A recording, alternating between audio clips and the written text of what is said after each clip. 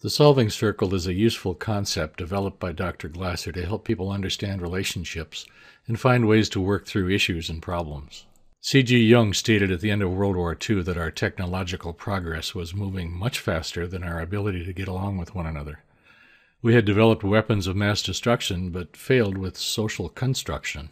As a culture, we often find ourselves unhappy in our relationships and find it easier to separate than to work it out. 50 years after Dr. Jung's observation, Dr. Glasser published Choice Theory. He repeated and affirmed Dr. Jung's assertion that we know how to do things technologically much more than we know how to get along with one another. Rodney King's plea still speaks to us decades after he asked, "Why can't we all just get along?" Dr. Glasser names external control as a major cause of why we can't get along. External control is what we do to try to make someone else do what we think they should do because we know it's the right thing for them. The problem comes when the one we are trying to change doesn't want to change the way we want. Let's take a look at Dr. Glasser's solving circle. It's a simple way to think about and work on a relationship. Just remember that simple isn't always easy. In a relationship, there are, of course, two people. We'll look at a couple. There's the she, and there's the he. They are a couple. When a problem arises in the relationship, it is often caused by one of them doing or not doing something the other wants them to do or not do. This becomes a problem when they begin to try to control one another to get what they want. When problems arise in a relationship, Dr. Glasser suggests drawing an imaginary circle around the couple. And then he points out that there is a third entity in the circle, the relationship itself. He then asks them some questions to get them to see if they want the relationship to work.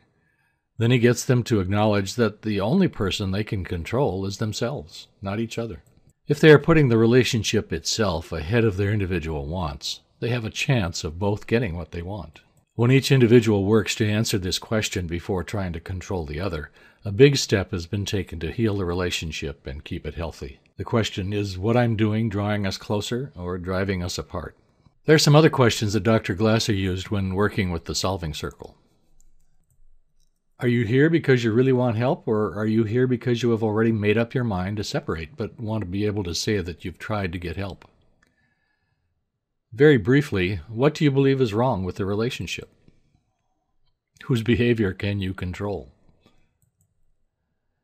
Tell me one good thing about the relationship as it exists right now. Think of and tell me something that you are willing to do this coming week that you believe will help your relationship.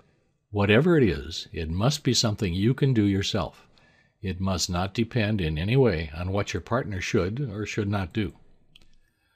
During this coming week, are you willing to try to think of an additional thing besides what you thought of here?